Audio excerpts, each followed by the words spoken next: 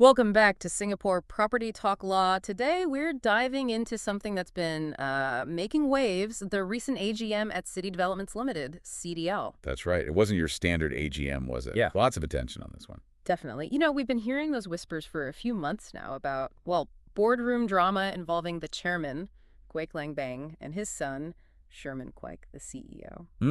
That's been the backdrop. And this AGM on April 23rd, it seems things haven't exactly settled down completely. Not quite. A big flashpoint, it seems, was disagreement over appointing two new independent directors earlier this year. Yeah, Miss Jennifer Dong-Young and Mrs. Wang Su-yen. And it wasn't just a quiet disagreement, was it? No, not at all. Board member Philip Ye, a very long-serving, respected figure, he actually stood up and, well, voiced his unhappiness quite strongly. He did. He talked about being disappointed with how hasty the appointments felt. He even mentioned the timing, pointing out the nominating committee chair was actually dealing with a sick father in Malaysia then. Right, which adds another layer to it. He didn't mince words either, did he? No, he explicitly said he felt these two directors should not be appointed. He really emphasized needing consensus, not just disregarding the chairman. And that apparently got quite a reaction from the shareholders there. Applause, I heard. Yes, seems it struck a chord in the room. It really highlights the tension, doesn't it? It does. And you have to remember the context, right? This isn't happening in a vacuum. Exactly. This links straight back to that very public spat back in February.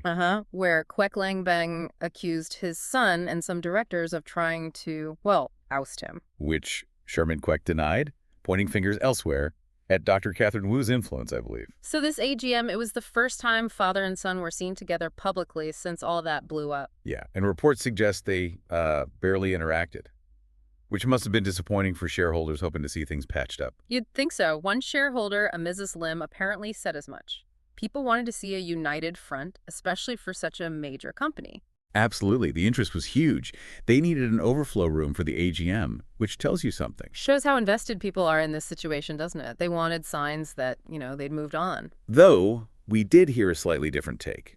Mr. Chu Sutat, formerly of SGX, made the point that, well, in board matters, majority usually rules. A pragmatic view, I suppose. And ultimately, that's what happened with the vote, isn't it? It is.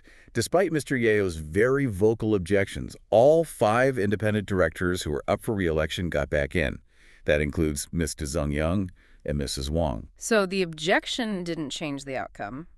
But did it end there? Doesn't sound like it. Yeah. Afterwards, Mr. Yeo apparently indicated he still has fundamental problems. So the issue isn't resolved in his eyes. Interesting. But Mr. Kwek Beng, the chairman, he expressed being very happy with the result. Yes, quite the contrast.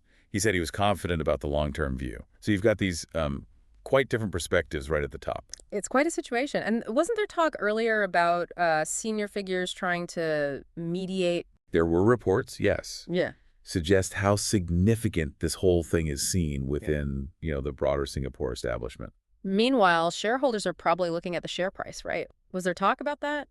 Definitely. Yeah. The share price was a concern. Someone even brought up the idea of a share buyback program, maybe to boost confidence.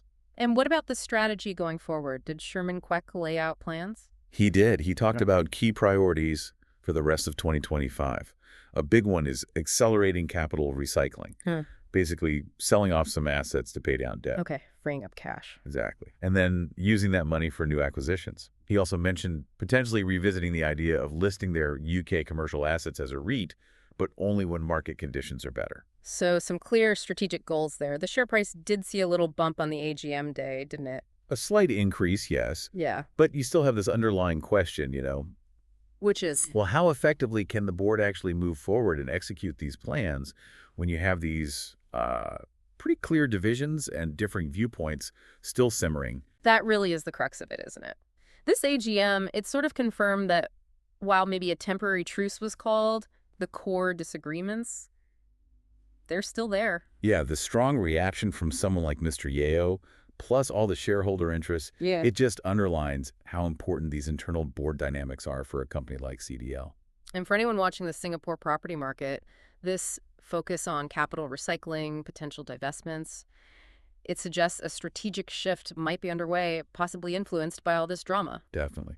So the big question hanging in the air is, how will these internal divisions ultimately play out for CDL's performance and, shareholder value down the line? It's one to watch. Absolutely. It's certainly keeping things interesting in the Singapore property landscape.